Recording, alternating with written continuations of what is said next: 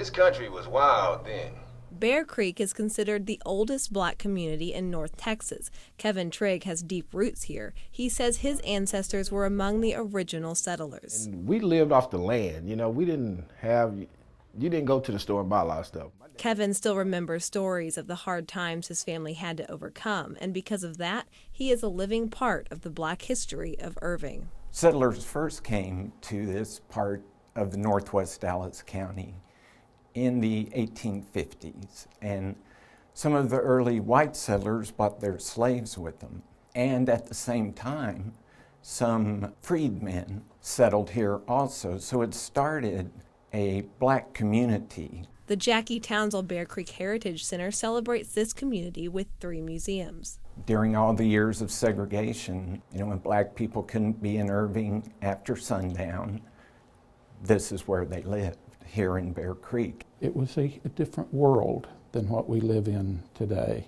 What visitors often find is a history that they may not have known existed, like Don Wilson, who first visited the museum 2 years ago. I always considered that I knew quite a bit about Texas, having grown up here, but so many of the things that are just surrounding us here have made me aware of things that I had never known. Over time, the civil rights movement took hold and Irving began to grow. I grew up as a teenager in the 60s. Irving itself was sort of insulated from all of the events that were going on. Dallas, they had some issues. Fort Worth had some issues. Irving, I grew up really not realizing that there was a black issue, that there was a segregation. It just was not part of my experience.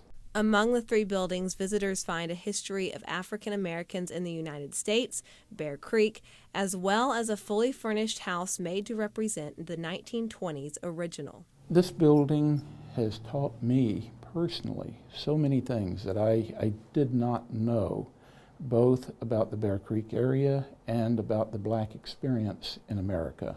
And the descendants of Bear Creek still live in the area and want to pass on their history. I've been here on several occasions, but I want her to see her family, because we are a big part of what Bear Creek is. But it is also important that the rest of the Irving community know about this wonderful resource and piece of history.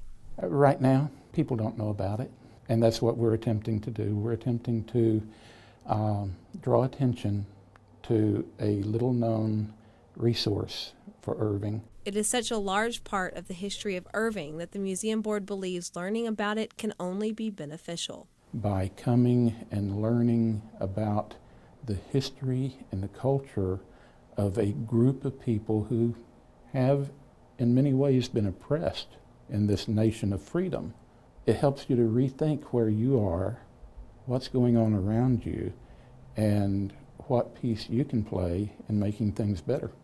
Starting in March, the museums will be open the second Saturday of each month from 1 until 4 p.m., and the Parks Department also opens the museums by appointment.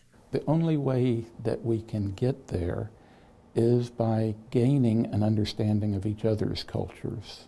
And I think that the museums here in this area are a great way to learn about each other. I think it's very important to see another part of Irving. Some people have never even been in this part of Irving, and to just know that it's here and what it was about and how it came about, come in and read the culture and things about it. You just learn a lot from that. Giving people the chance to reflect on the history that made Irving the city it is today. Rebecca Combs for CitySource.